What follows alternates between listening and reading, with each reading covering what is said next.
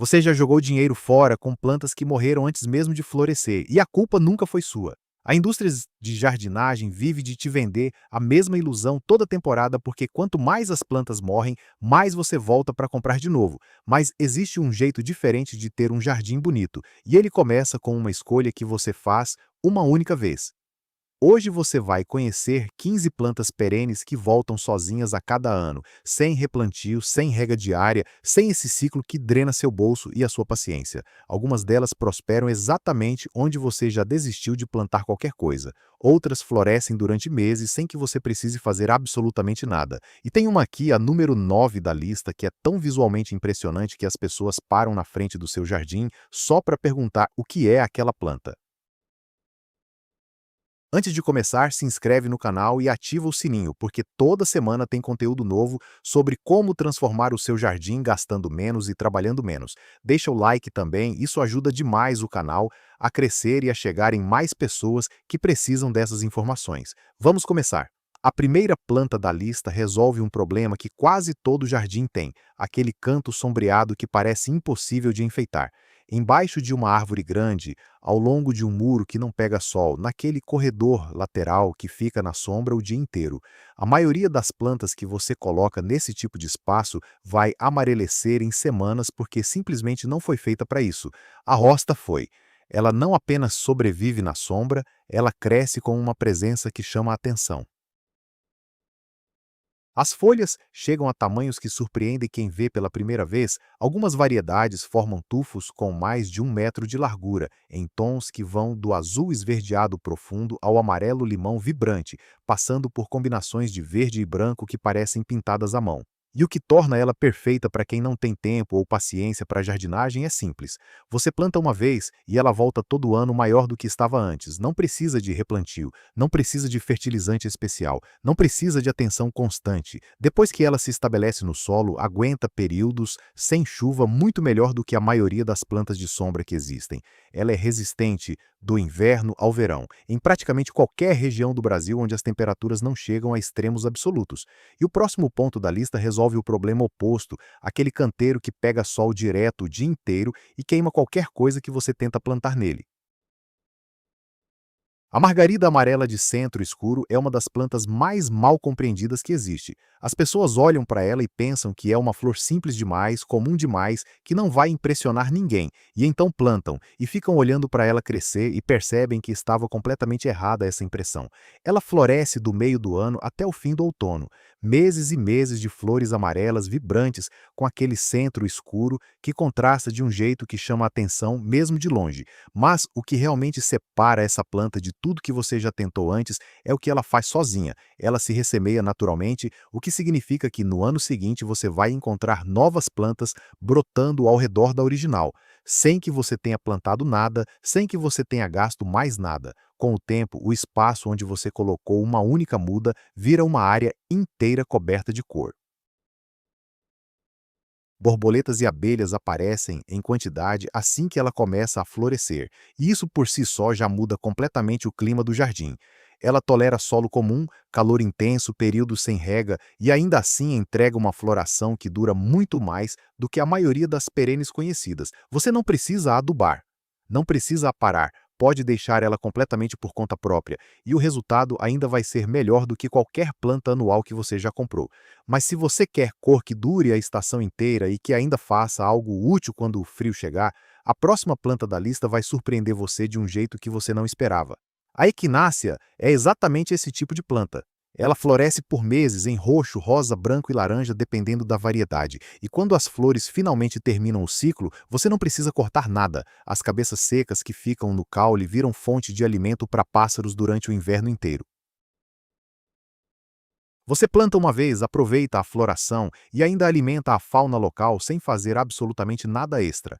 Ela aguenta solo pobre, períodos longos sem chuva, calor intenso e continua voltando a cada ano com a mesma força. O que poucos falam é que ela também se ressemeia, assim como a margarida do ponto anterior, o que significa que com o tempo o espaço onde você plantou uma única muda começa a ganhar novas plantas ao redor, naturalmente sem intervenção nenhuma. E aqui vale um detalhe que muda tudo. Existe uma versão anual dessa flor sendo vendida nos mercados de plantas e existe a perene. As versões puras da espécie, sem modificações excessivas de cor ou forma, são as que voltam com mais vigor a cada temporada. As híbridas de cores muito elaboradas costumam durar menos, então quando for escolher, priorize as variedades mais próximas da planta original. Você vai ter uma floração mais confiável por muito mais tempo. E agora chegamos numa planta que divide opiniões, porque parece simples demais para merecer espaço no jardim, até você plantar e perceber o erro que estava cometendo. A Hemerócalis, conhecida como lírio do dia, existe em mais de 80 mil variedades registradas. 80 mil. Do vermelho borgonha profundo ao amarelo creme quase transparente, passando por laranjas vibrantes e rosas que parecem tingidos à mão, há uma versão dessa planta para cada estilo de jardim imaginável. E o que faz ela entrar nessa lista não é só a variedade, é o que ela faz sem que você precise pedir. Ela cresce em tufos densos que naturalmente bloqueiam o espaço onde as ervas daninhas tentariam brotar. Tolera solo argiloso, arenoso, encostas com inclinação, jardins planos e até vasos grandes. Quando os tufos ficam grandes demais, você divide, replanta as partes separadas e multiplica suas plantas sem gastar nada. É literalmente a única manutenção que ela pede, e só depois de alguns anos. Existe um detalhe importante que precisa ser dito com clareza. A Hemerócalis é tóxica para gatos. Não para cachorros, não para outros animais, mas especificamente para gatos. Todas as partes da planta representam risco real. Se você tem um gato que fica no jardim, considere esse fator antes de plantar. Para quem não tem esse cenário em casa, a Hemerócalis é uma das perenes mais versáteis e confiáveis que existem. E a próxima planta da lista é o oposto dela em temperamento. Enquanto a Hemerócalis aceita quase qualquer condição, a próxima prospera justamente quando você a ignora e definha quando você cuida demais. A lavanda é exatamente essa planta. Quanto mais você a cuida, pior ela fica. Solo rico demais faz ela crescer fraca e sem estrutura. Rega frequente apodrece as raízes antes mesmo que você perceba o problema. Adubo em excesso produz folhas e quase nenhuma flor.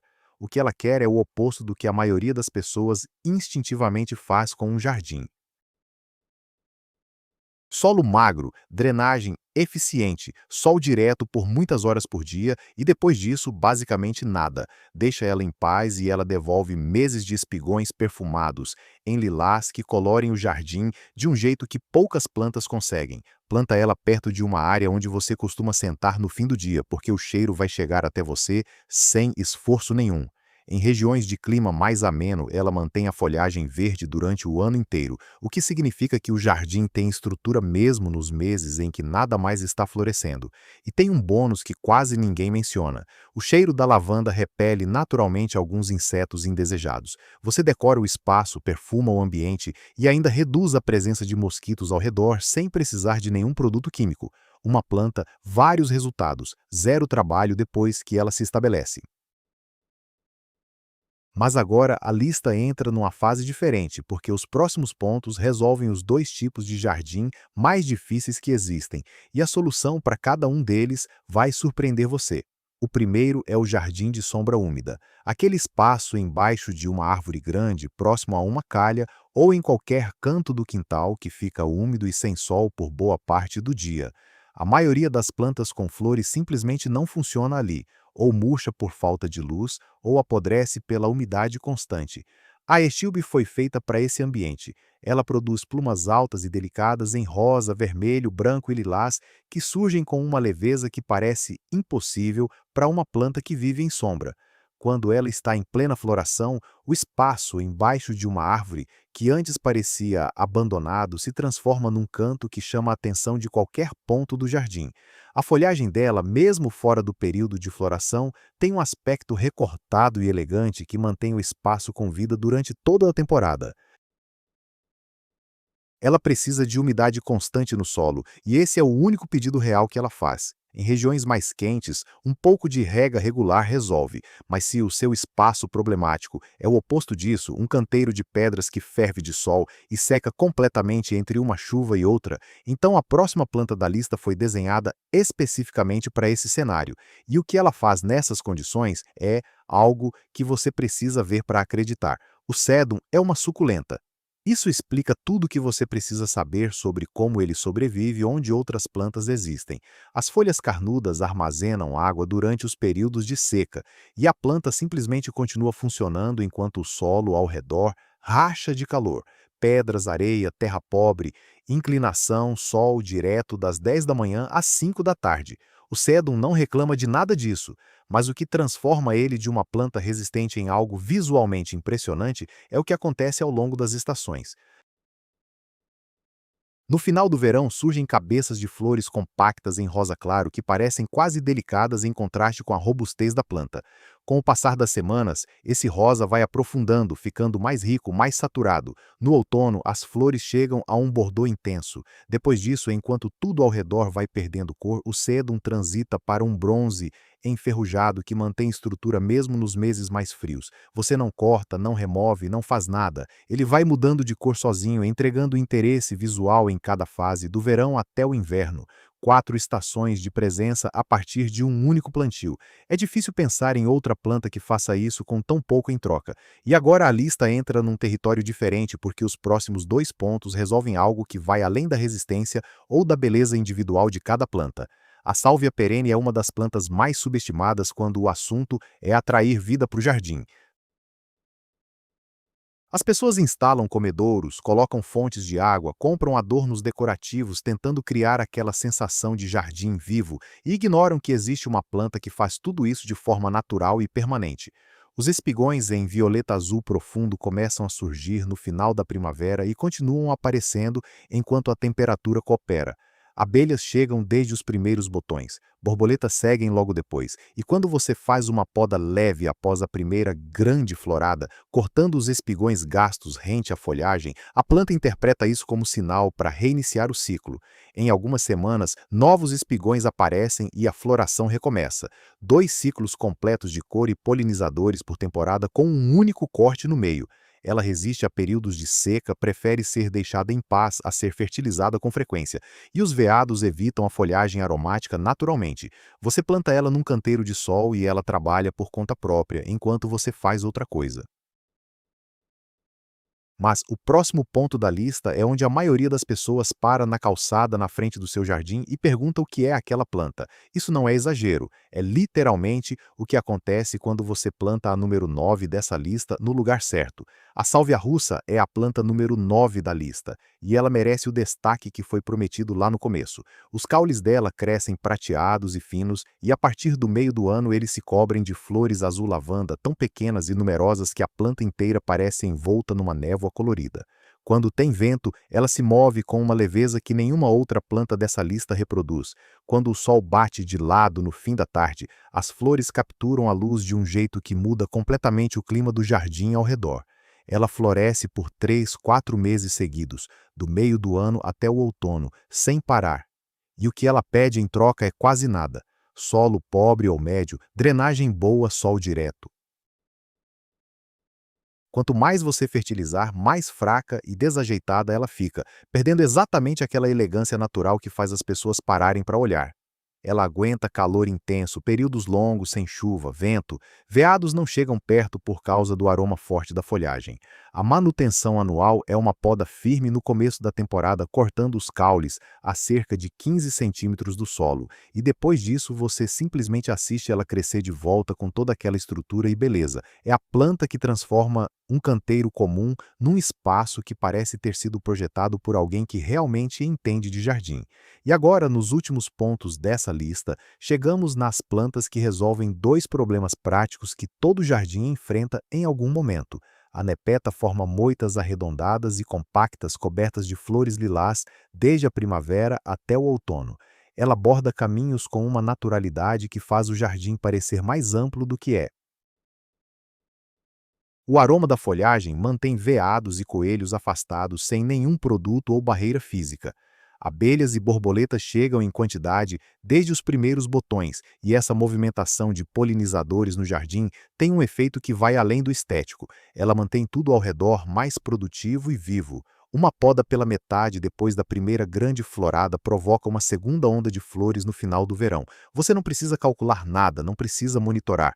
Corta uma vez, espera algumas semanas e o jardim aparece de novo coberto. O mil-folhas, por outro lado, resolve um tipo diferente de problema. Ele prospera especificamente em solo degradado, compactado, pobre em nutrientes. Enquanto outras plantas somem nessas condições, o mil-folhas abre flores em amarelo, branco, rosa ou vermelho, dependendo da variedade, e vai se espalhando sozinho, preenchendo os espaços ao redor com o tempo. As flores secas mantêm a forma e a cor por meses depois de cortadas, o que significa que você pode usar no jardim e ainda levar para dentro de casa em arranjos que duram a temporada inteira. A Coreopsis complementa tudo isso entregando flores douradas sem parar do final da primavera até a geada. Quanto menos você interfere, mais ela floresce. Solo rico em excesso reduz as flores e aumenta o verde. A Liriope fecha esse grupo resolvendo o espaço mais difícil de qualquer jardim, embaixo de árvores grandes com raízes expostas e sombra constante, onde praticamente nada cresce. Ela forma um tapete denso que elimina ervas daninhas e ainda floresce em lilás no final do verão. E as duas últimas plantas da lista são as que transformam o jardim inteiro numa composição com presença real em qualquer época do ano. O Phlox rasteiro faz algo que você precisa ver ao vivo para entender completamente. Na primavera, ele cobre pedras, bordas e taludes com um tapete tão denso de flores em rosa, branco e magenta que a folhagem praticamente desaparece embaixo. O efeito é de um jardim que custou caro e levou anos para ser montado, e a realidade é que você plantou uma vez e deixou crescer.